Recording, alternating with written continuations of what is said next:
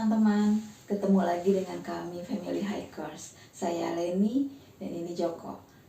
Kali ini kita mau bahas tentang anak mendaki gunung, karena kami punya pengalaman Bianco yang kami bawa untuk mendaki gunung. Itu ya. Sejak usia berapa ya kita bawa Bianco? Ya, jadi sebagai intro aja kan, jaga media sosial lah, lagi rame kemarin ada keluarga yang bawa balita ya, entah balita mbak Batita deh guys, Batita ya, Batita. soalnya kayaknya masih 2 tahun ya? kan ya, sekitar 2 tahun ya. Iya, jadi dibawa ke Gunung Rinjani.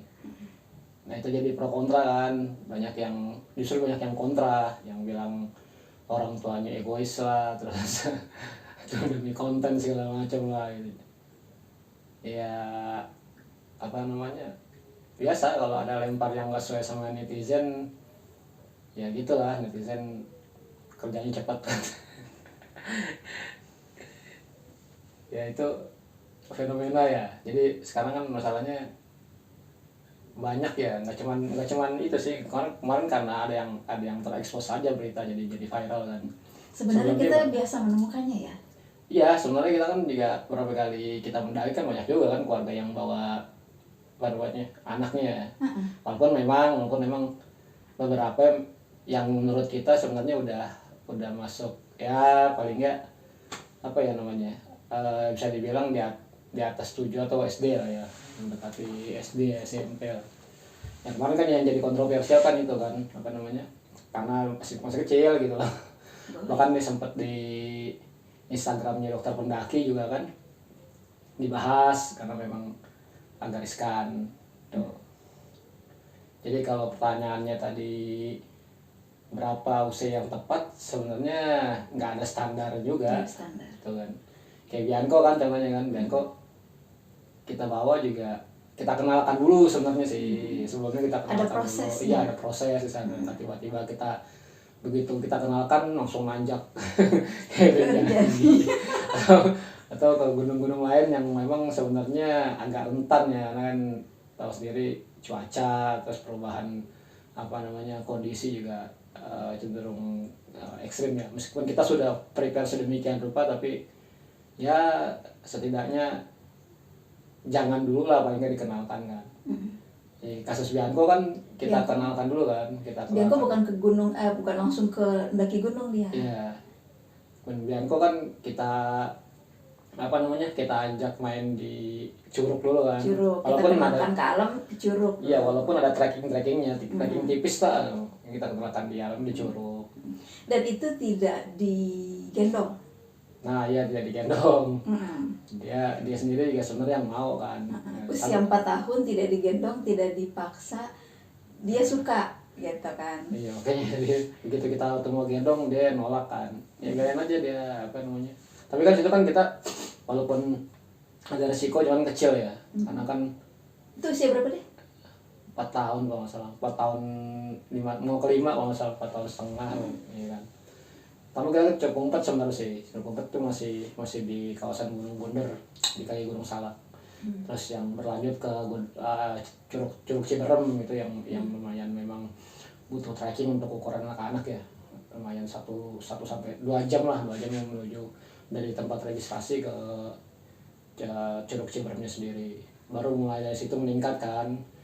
Kita upgrade perlahan di TKB, bahkan dia sudah baru kita coba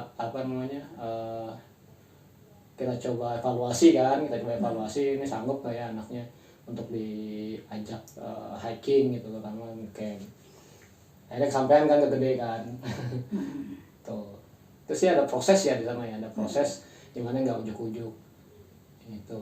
Ujuk-ujuk dibawa ke gunung tinggi, dan belum tentu dia jalan sendiri gitu kan.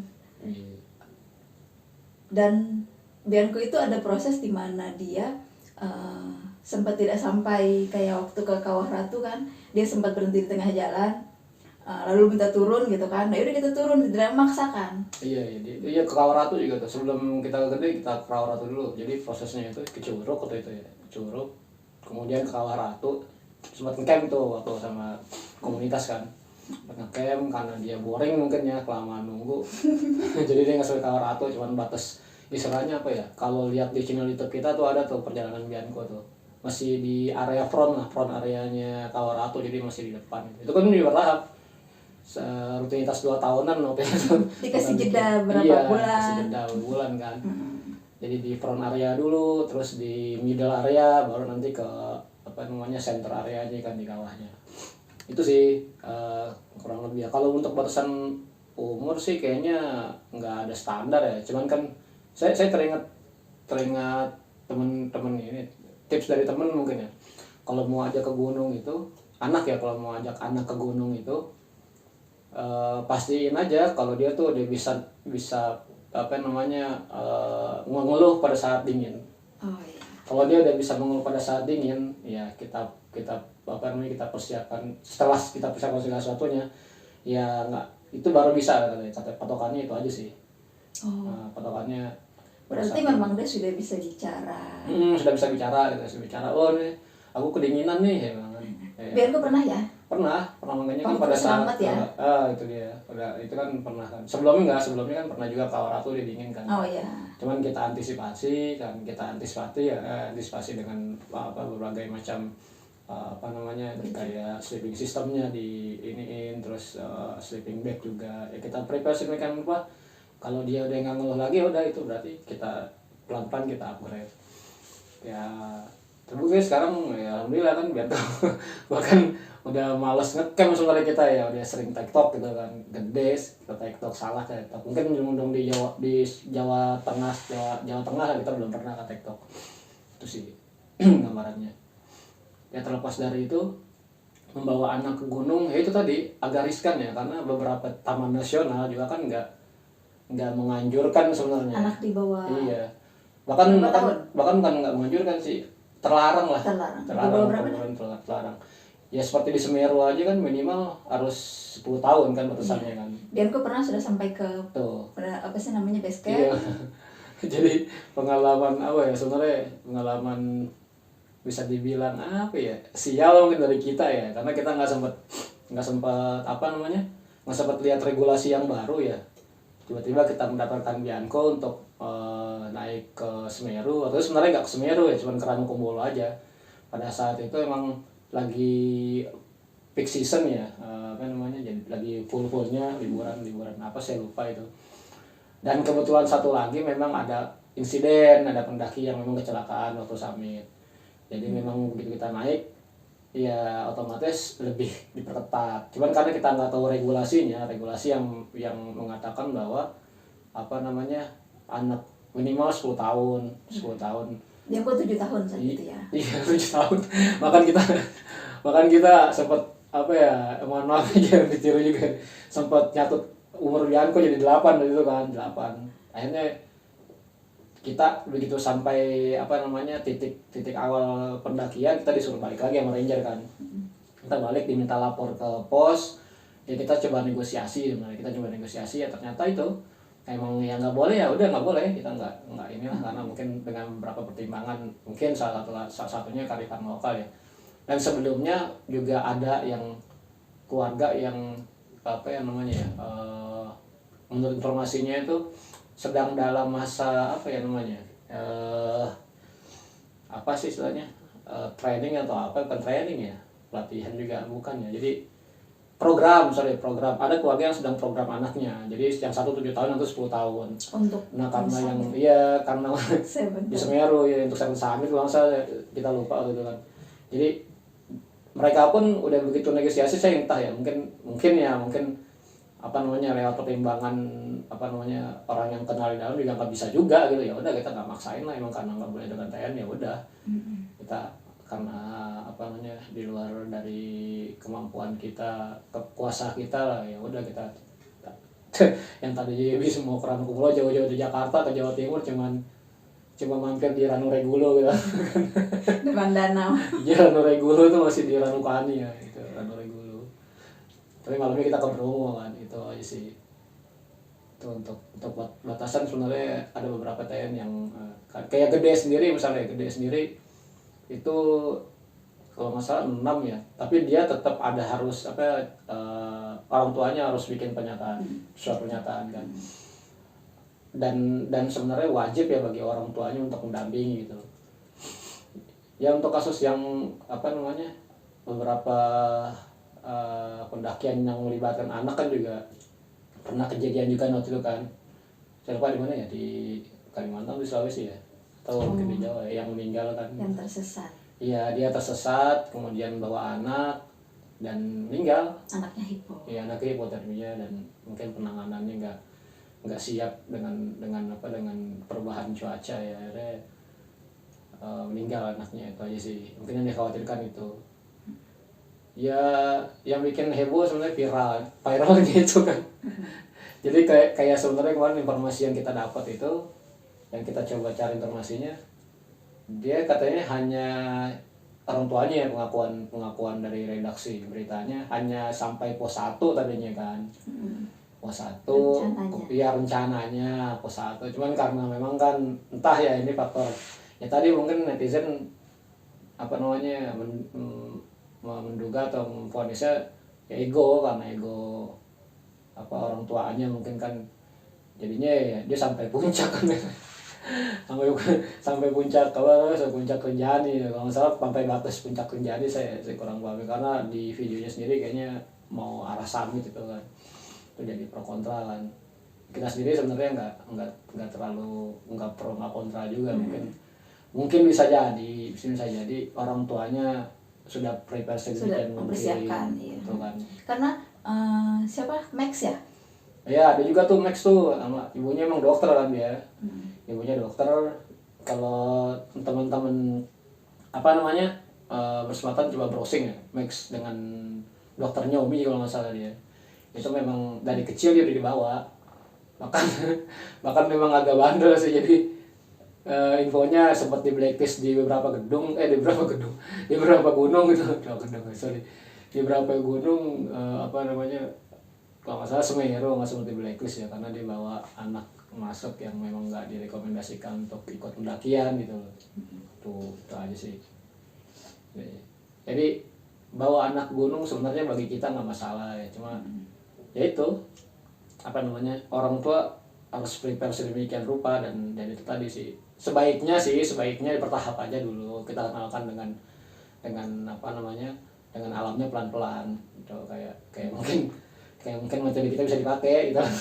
Bawa anak ke Curug, trekking pelan-pelan, terus trekking tanpa kita gendong, terus camp, muncak, kemudian baru bisa jadi nanti TikTok ya. TikTok terus lalu mulai bawa beban. Jadi memang prosesnya benar-benar dijalanin gitu.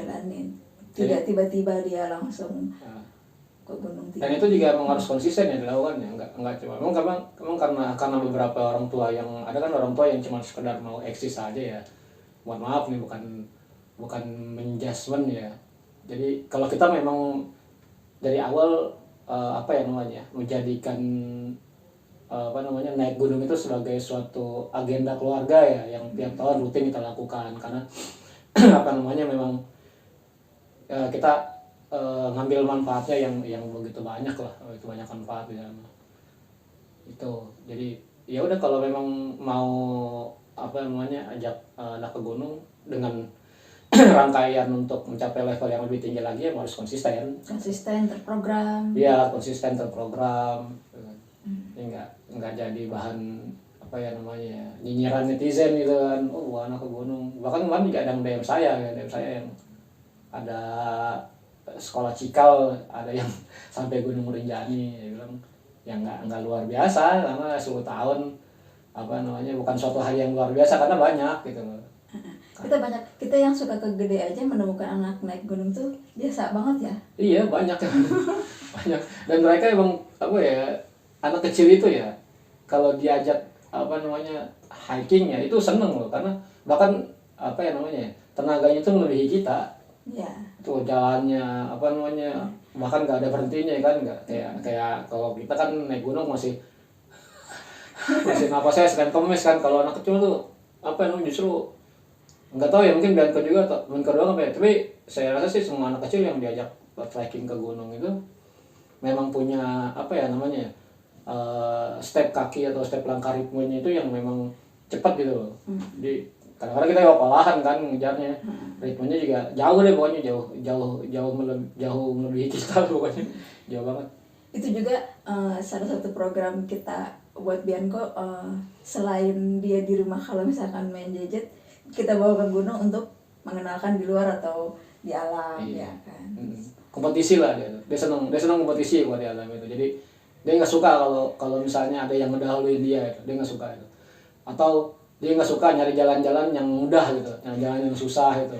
Masih tetap satu rute, satu ini mana jalur lain yang kalau dia bilang kalau ada yang susah ngapain nyari yang gampang gitu kan. Kalau kita bisa nyari jalan yang bertangga, misalkan lebih mudah, atau misalkan datar lebih mudah gitu kan, landai mudah, dia justru nyari yang bertebing biar dia bisa manjat gitu. Anak-anak kan justru dia tereksplor keaktifannya justru di sana. Yang lain-lain apa ya kalau yang buah anak gitu ya, enggak sih, ada beberapa memang rawan ya, karena memang itu loh apa sih namanya, kemampuan dari tim juga ya, orang tua sebenarnya sih. Orang tuanya paham nggak apa namanya,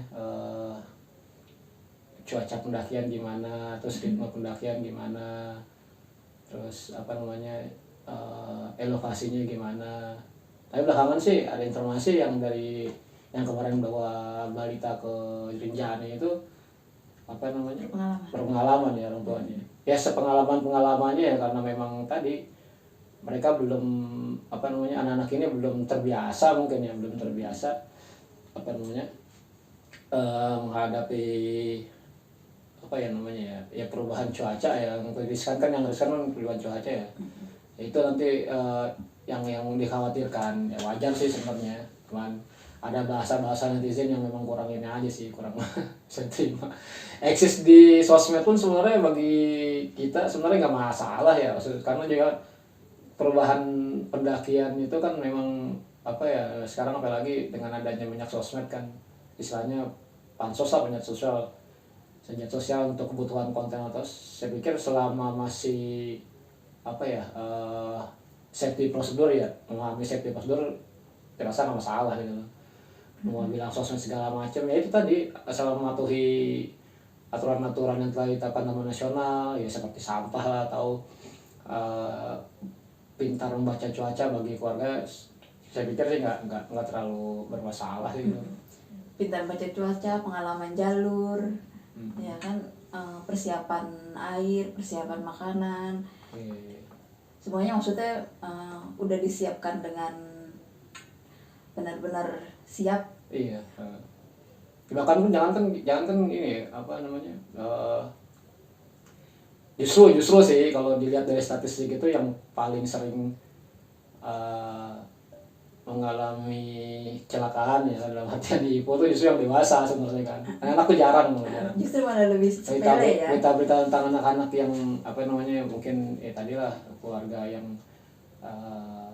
bisa jadi mungkin dikhawatirkan ceroboh dalam pendakian, itu jarang yang bawa anak sih, yang apa namanya, yang mengalami hal-hal yang tidak kita inginkan gitu. Bahkan sejauh ini sih ya, so far sih jarang dibanding dengan justru yang dewasa gitu yang jatuh dari kecelakaan jatuh atau karena bisa jadi kan mereka kan kayak jasa pemanduan juga kan. Iya. Jasa pemanduan biasanya juga. Yang bawa anak itu bawa pemandu, bawa porter.